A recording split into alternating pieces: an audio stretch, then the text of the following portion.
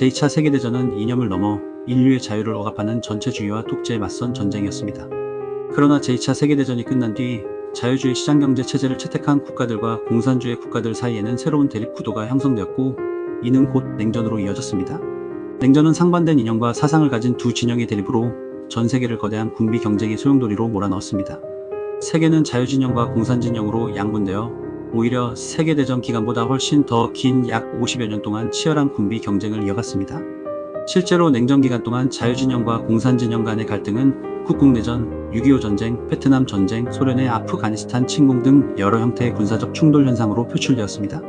미국과 소련 두 초강대국이 직접 충돌을 피한 대신 제3세계 국가들을 무대로 대리전을 벌이면서 내전 형태의 무력 충돌이 급격히 드러났습니다. 놀라운 것은 냉전 종식 이후 군사적 충돌이 줄어들 것이라는 기대와는 달리 오히려 약 3,900만 명이 각종 분쟁으로 목숨을 잃은 것으로 평가된다는 점입니다. 냉전 시기 전 세계 각국은 전쟁에 대비해 산더미처럼 재래식 무기를 비축했지만 1991년 12월 소련의 붕괴와 함께 냉전은 막을 내리게 되었습니다. 냉전 종식과 함께 남아있던 막대한 무기들을 처리하려는 여러 시도가 전개되었습니다. 실제로 많은 무기들이 폐기 파괴되었고 전차가 농업용 트랙터 등 민수용으로 개조된 사례도 있었습니다. 막상 냉전이 종식된 이후에도 새로운 형태의 군사적 충돌이 잇따랐고, 그 결과 군사력의 유지 필요성이 재확인되었습니다. 가장 대표적인 무기는 바로 마크 계열로 항공기에서 투하되는 폭탄입니다. 마크 계열의 폭탄은 2차 세계대전부터 오랜 기간 동안 축적된 표적 타격 데이터에 기반한 목표 타격 능력으로 다양한 작전 요구를 충족시켰을 뿐만 아니라 관리 유지와 생산성, 운용 편의성 등 다양한 분야에서 검증된 무기체계이고, 타격 목표의 특성에 따라 폭격기 전술기 등 탑재 기반이 다양하다는 점도 장점입니다. 하지만 과학기술의 발달로 GPS나 내비게이션 시스템의 개발, 무인항공기, 크루즈 미사일 등의 개발로 인해 멍텅구리 폭탄은 폐기해야 할 처지가 되었습니다. 하지만 여기서 반전이 일어납니다. 전쟁은 총력전이지만 그 바탕에는 경제의 원리가 깔려 있습니다. 바로 비용 최소화의 법칙이죠. 따라서 값비싼 스마트탄을 마음대로 쏟아부을 수 없는 상황이었습니다. 결국 비용 절감을 위한 새로운 대책이 절실해졌습니다. 50년 이상 검증된 신뢰성, 게다가 어마어마한 재고량과 다양한 탑재 수단까지 갖춘 무기였습니다. 이 폭발적인 잠재력 때문에 폐기는 애초에 불가능했죠. 무엇보다 스마트탄으로의 전환이 가능했으니 버리는 대신 최적의 업그레이드를 선택할 수밖에 없었습니다. 결국 보잉사가 해법을 내놓았습니다. 1950년대부터 대량으로 보유하던 재래식 폭탄의 GPS 유도 장치 키트를 개발해 탑재한 것입니다. 수십 년 된 폭탄이 스마트 폭탄으로 재탄생하는 순간이었죠. 제이담이 탄생한 것입니다. 특히 사막의 폭풍 작전 시험 운용을 통해 구형 무기 체계와 최첨단 기술의 완벽한 융합을 증명하며 미군의 새로운 표준이 되었습니다. 폭탄 몸체의 공격 방식에 맞는 다양한 키트를 부착하면서 이 시스템은 진화했습니다. 단순 관성 타격 수준을 넘어 이제 지하 벙커 타격, 정밀 유도, 그리고 비행거리 연장 등 특수 임무까지 수행할 수 있게 되었죠. 이는 목표를 효과적으로 무력화시키는 모듈식 진화의 정수입니다. 미군 기준으로 스마트 무기의 비중은 이라크전 약 10% 수준에서 아프가니스탄전 30% 수준으로 급증했습니다. 이 압도적인 증가의 대부분은 제이담 덕분이었습니다. 왜 제이담이었을까요? 제이담의 기반인 MK 계열 폭탄은 폭격기는 물론 소형 전술기에도 손쉽게 탑재할 수 있도록 설계되었으며 크기 대비 폭발력이 뛰어났습니다. 여기에 초정밀 GPS 키트를 부착하는데 큰 비용이 들지 않아 가장 획기적인 가성비 무기체계로 평가받은 것입니다. 하늘을 가르는 모습 때문에 최첨단 무기라 생각하기 쉽지만 놀랍게도 이 비행체의 본체는 1950년대에 개발된 멍텅구리 폭탄입니다. 제이담은 이 구형 폭탄의 정밀 유도 장치와 사거리 연장용 날개를 부착한 것이 전부입니다. 구식을 미래로 바꾼 단순하면서도 혁신적인 조합인 셈이죠. 우리가 흔히 제이담이라 부르는 이 무기, 그 이름에 이미 모든 것이 담겨 있습니다. 제이담은 조인트 디렉트 어택 미니션의 약자인데, 이는 6개 공해병대까지 모두 함께 사용하는 합동무기 체계라는 강력한 의미를 담고 있습니다. 제이담은 스마트탄 즉 정밀 유도무기지만 1950년대에 개발된 마크 계열 재래식 폭탄의 위성항법 장치, 관성 유도 장치를 결합한 무기로, 한마디로 성능이 검증된 멍텅구리 구형 폭탄의 첨단 유도 장치를 장착한 것입니다. 정리하면 제이담 미사일은 재래식 폭탄의 GPS와 관성 유도 장치를 결합한 정밀 유도 폭탄으로 항공기에서 투하해 목표물을 정밀 타격하는 무기죠. 제이담은 재래식 폭탄의 GPS 또는 INS 유도 킷을 장착해 항공기에서 투하 후 위성 신호를 따라 목표물을 정밀 타격하는 무기로 1999년 호서 버전에서 실전 투입 후 이라크전, 북한 도발 대응 등 다양한 전쟁과 훈련에서 활용되고 있습니다. 사거리 연장형 제이담이알은 날개를 달아 활강 기능을 추가, 기존 폭탄의 사거리를 72km 이상으로 늘렸습니다. 스마트 무기의 가장 큰 장점은 무엇일까요? 대부분 정밀 타격 능력만을 언급하는데 가장 중요한 점은 바로 항공기 조종사와 승무원의 생존성을 보장한다는 점입니다. 최근 상영 중인 마스터스 오브 더 에어에도 등장하듯이 척진 상공에서 폭격 임무는 매우 위험했고 많은 희생을 치르고서도 목표를 타격하지 못하는 경우도 많았습니다. 세계 2차 대전 당시의 폭격작전 통계를 보면 조종사와 승무원의 71%가 전사 혹은 부상을 당했으며 그 수는 대략 10만 명이라고 합니다.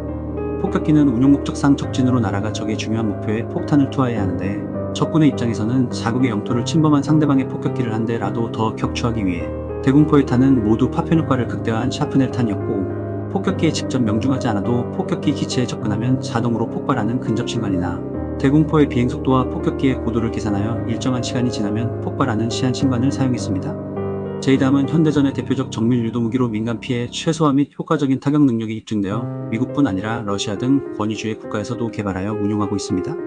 우크라이나 전쟁 발발 전 크루즈 미사일은 존폐의 위기를 경험했습니다.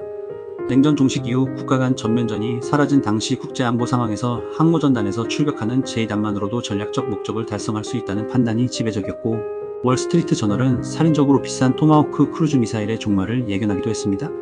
실제로 이라크 전쟁 종료 후 고가의 토마호크 크루즈 미사일 사용은 급감했습니다. 그러나 국제안보 상황은 항상 유동적이고 전장 환경은 다양한 타격 방식이 필요한 법입니다. 러시아와 교전 중인 우크라이나는 미국의 토마호크 크루즈 미사일 판매를 요구하고 있고 북한의 위협을 핑계 삼아 일본은 약 300여 개의 토마호크 미사일 도입을 추진하고 있습니다. 앞서 설명드린 제이담의 이런 엄청난 장점에도 불구하고 우크라이나와 일본이 굳이 고가의 승인 절차도 복잡한 크루즈 미사일을 구매하겠다고 우기는 이유는 무엇일까요? 무엇보다 제이담의 태생적 한계 때문입니다. 제이담은 별도의 추진체가 없습니다.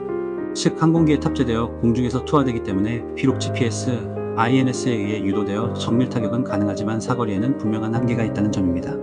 반면 크루즈 미사일은 살인적으로 비싼 가격에도 불구하고 정밀 유도는 물론 고고도로 비행하지 않고 지표면에 거의 붙어서 비행하기 때문에 ICBM이나 탄도미사일처럼 미사일 방어체계에 의해 요격될 확률이 낮을 뿐만 아니라 상대적으로 장거리 이격된 목표 타격이 가능하기 때문입니다. 저가의 드론에 폭약을 탑재하여 타격하는 방법도 있으나 폭발 위력을 키우기 위해서는 큰 기체를 사용해야 하고 상대적으로 저속으로 비행하기 때문에 적국의 전자공격에 취약하고 목표 타격 전에 탐지되어 격추될 확률이 높다는 등의 제한사항이 있지요. 결론적으로 두 무기체계는 모두 각각의 특성을 갖고 있습니다.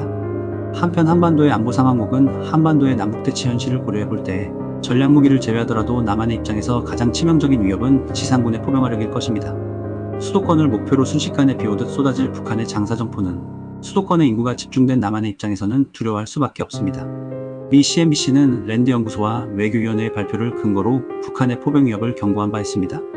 북한은 6.25 전쟁 이후 수도권 타격 능력을 보유해왔고 최근에 무기체계를 더욱 개발하여 휴전선 이남 200km까지 타격할 수 있는 능력을 보유하고 있습니다. 해상 전력의 입장에서도 해안 절벽에 견고하게 설치된 해안포는 우군의 함정의 치명적 위협일 수밖에 없습니다. 실제로 북한군은 수시로 해안포를 개방하고 사격훈련을 통해 남한을 위협하기도 합니다. 문제는 북한의 포병에 대해 우리가 지상에서 발사하는 포병 전력이나 공중에서 투하되는 구형 멍텅구리 폭탄으로는 아예 타격이 불가능하다는 점입니다. 지하 벙커나 산악 후사면에 견고한 진지를 구축하고 있기 때문입니다. 때문에 지하 벙커를 부시거나 산악의 후사면을 타격할 특단의 무기가 필요한데 그 대안이 될 수 있는 것이 무엇일까요? 바로 제이담을 비롯한 스마트탄입니다. 크루즈 미사일은 비싼 가격만 문제가 되는 것이 아니고 이 무기체계를 발사할 수단조차가 제한된다는 단점이 있습니다. 한국군이 가장 많이 보유하고 있는 KF-16 주력기에는 아예 탑재가 불가능하죠. 24년도까지 팬텀 기종이 운용된 이유도 플랫폼 측 특정 미사일을 발사할 수 있는 능력을 갖춘 항공기가 마땅하지 않았기 때문입니다. KF-15에도 독일산 타우루스 미사일을 탑재하는 이유가 있는 것이지요. 아무튼 북한은 막대한 양의 포병 전력을 전방에 운용하고 있는데 여기에 크루즈 미사일만으로 공격하는 것은 불가능합니다. 경제적이고 효율적으로 타격하기 위해서는 제이담이 절대적으로 필요한 이유입니다. 제이담은 거의 모든 전술기에 탑재가 가능하고 핵심표적인 북한의 포병 진지는 비교적 이격거리가 짧아 제이담으로 타격하는 것이 효율적입니다. 최근에 한국형 GPS 유도 카트가 개발된 이유도 여기 있는 것입니다. 여기서 한 가지 군단 밀탐은 북한의 도발 위협에서 전자공격 특히 GPS 교란 공격에 대해 언급했었는데요. 북한의 GPS 전자공격은 민간 항공기나 선박만을 목표로 하지 않습니다. 궁극적으로는 한국군의 무기체계를 목표로 합니다. 우리가 고가의 첨단 무기를 구매해도 정밀유도 무기가 북한군의 GPS 교란, 즉 스누핑에 의해 엉뚱한 곳으로 날아간다면 단순한 비용 낭비의 수준을 넘어 한국군과 국민들의 생명을 위협하게 되겠지요. 그래서 한국군은 항전자전 무기를 개발했습니다. 우리의 정밀 유도 무기가 그 정확성을 잃지 않도록 북한의 재밍 전파를 무력화할 수 있는 전자유도 방식을 새롭게 개발한 것입니다. K방산과 한국군을 응원합니다. 밀리터리 히든 스토리